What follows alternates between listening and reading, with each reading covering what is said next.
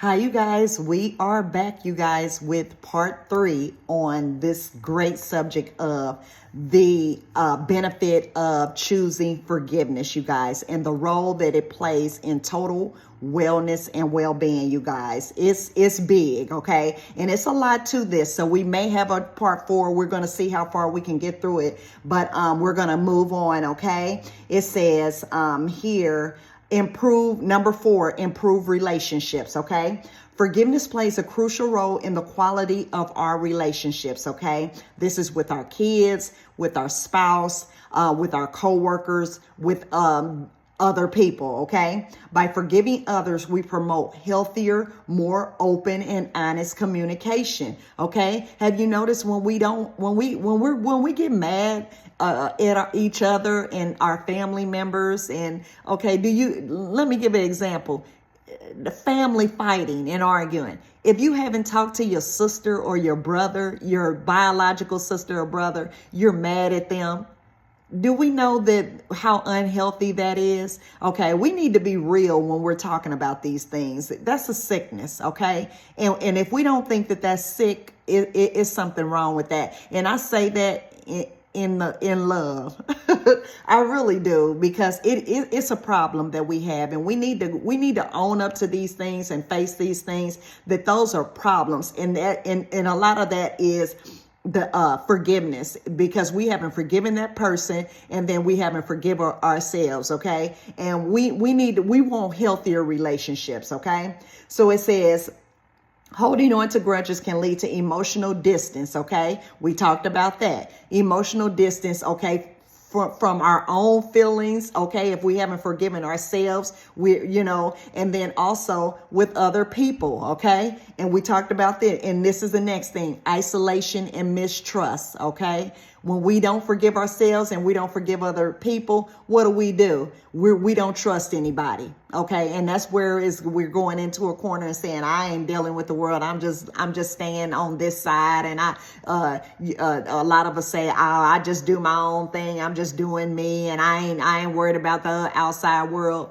Okay. Yeah. Okay, that's an issue. Okay. And I say that jokingly, you guys, but I know these things are real because I've done it and I've said it, and I'm a perfect example. Okay. So I'm not judging you, but I'm saying we do that, and that's a sickness. Okay. That's a form of mental illness. Okay. And I'm not saying, so mental illness is not about crazy. Okay. It's about, we're trying to break these different bad habits and bad mental, habits that we form in our mind that is ailing us, okay, and ailing our physical bodies as well, okay? And it says, on the other hand, forgiveness allows individuals to reconcile, rebuild trust, and create stronger, more supportive social bonds, okay? This is essential for well-being because humans are inherently social beings. We are. Most of us want to be social and be out there with everybody and, socializing. But a lot of us tend to stay in because of what the way of the world, because we have been hurt, or we have been taken advantage of, or we have been put our trust out there and it's been broken trust from family members or just people in general. Okay. So I understand it, but we do need to see that is something that we need to heal from that. Okay. And it says, and positive, loving relationships are vital for emotional fulfillment and resilience. Okay.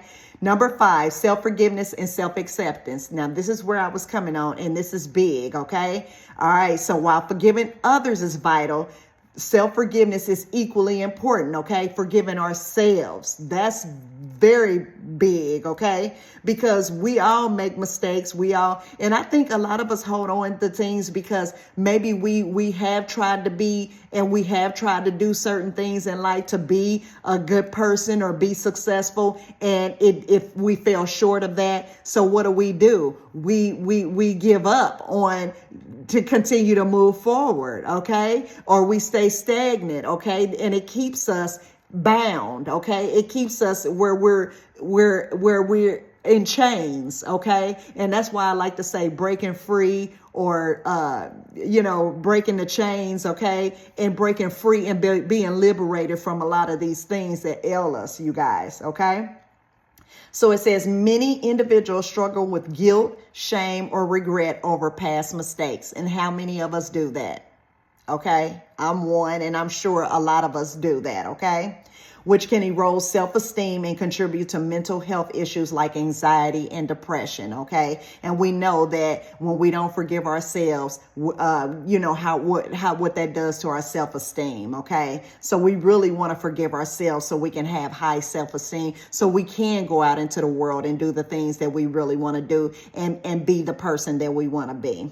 Okay, it says learning to forgive oneself is a crucial aspect of healing and self-acceptance.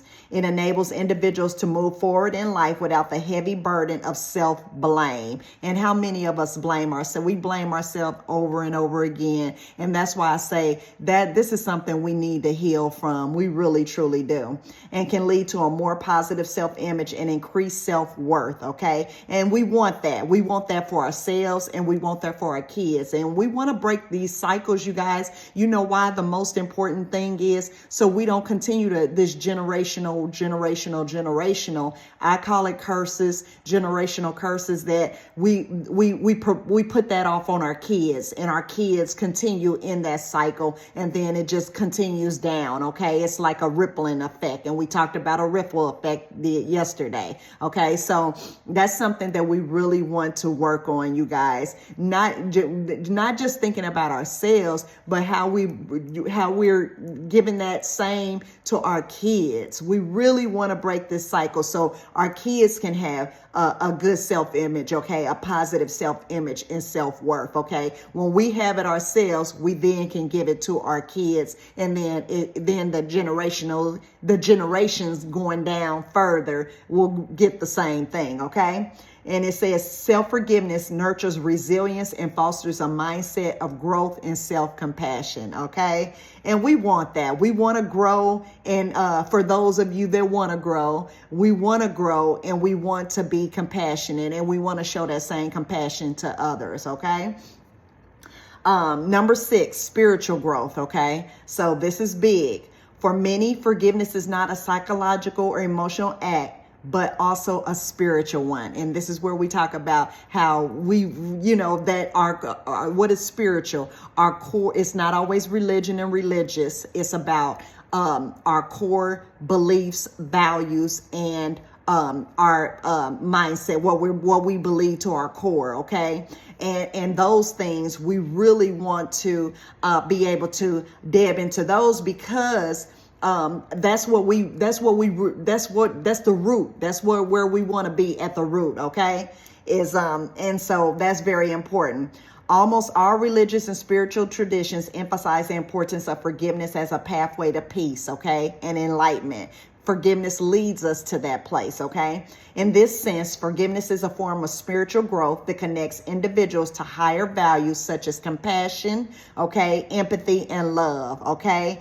And that is a part of forgiveness and getting us to that road of peace and the road of rest, okay? When we grow into these things, we grow more into the knowledge of these things, then we get that more, we're exemplifying that in the world, okay? Those higher values of compassion, empathy, and love, okay? It helps individuals rise above the personal grievances, okay? So we're rising above emotions, we're rising above staying mad and being angry about everything and hurts, and because we know in this world it's going to be problems, it's going to be different people, not even people, I'm saying different things that come up that we feel that have wronged us, or okay, but we got to rise above those things, okay? And we again have the power to do that. It's not going to fall out of the sky.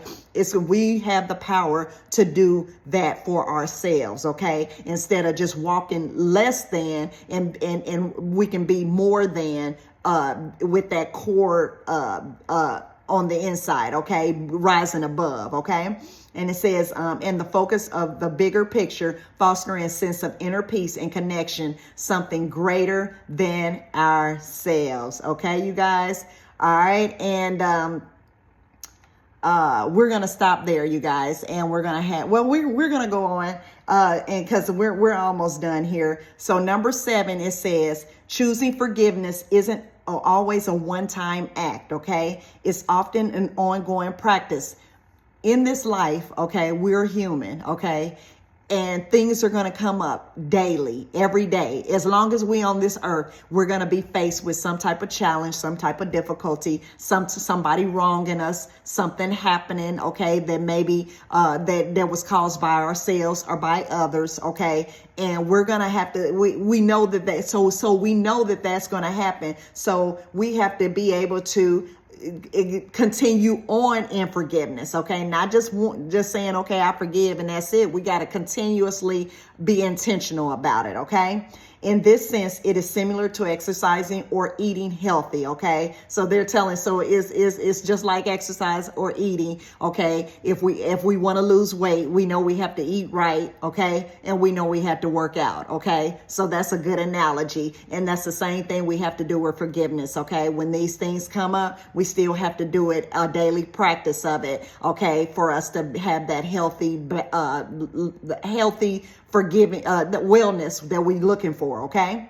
It says it must be cultivated regularly to reap its full benefits. Okay. With time and practice, forgiveness can become a natural response to life's challenges. Okay. And that's what we want. And I'm going to tell you, I've not reached the pinnacle. I have not reached perfection on this, but you guys, with time and experience, let me say this to all my young people. You can do it now. Okay. It took me a lot to get to this place. So I want you to know that do not beat yourself up. Okay. Do not, go into where you're just, you get down on yourself because you're trying. Okay. But just be conscious and intentional about this thing so you can do it at an early age. And just know that the main thing is that you have the power to do it. Gone is the day where we have to stay in unhealthy relationships, unhealthy bad habits, unhealthy things that are harming us. Okay. We can break free from those things. Okay. We have the tools to do it. And if I can't reiterate anything else, you guys, that is the most important thing, that we have the tool and the power to do that within ourselves. Okay. It's not going to happen on the outside. It's going to be us. Okay. All right. And then we don't worry about what if somebody else doesn't forgive you. Okay. You forgive and you forgive yourself. Okay. And then in the world, I feel like this, the more that we're doing that ourselves, then it'll shape the world. Okay. Around us. We don't have to be a victim anymore. We can actually triumph in the world. I like that word, saying that. We don't have to no longer be a victim, okay? And a victim to our circumstance, a victim to society, and we don't have to do that. We can triumph, okay, in this world, okay? And it says, as we become a part of our regular emotional hygiene, it helps create a more balanced, content, and healthier life, you guys. And this was a great subject, you guys. And I love talking about forgiveness. It's big. I believe that it helps us in our relationships with other people, in relationship with ourselves, and also it gives us a more happier, fulfilling life when we do that, when we don't hold on to those things, you guys. A lot of things that we're holding on to, it might start off in our mind and being physically sick in our mind, but then it also ails in our body, and we start getting the physical sickness of that, you guys. So we really want to do those things that would promote happiness and healthiness and contentment and fulfillment for ourselves. All right, you guys. So I hope this helps somebody to choose forgiveness, you guys. It's very important. All right, you guys.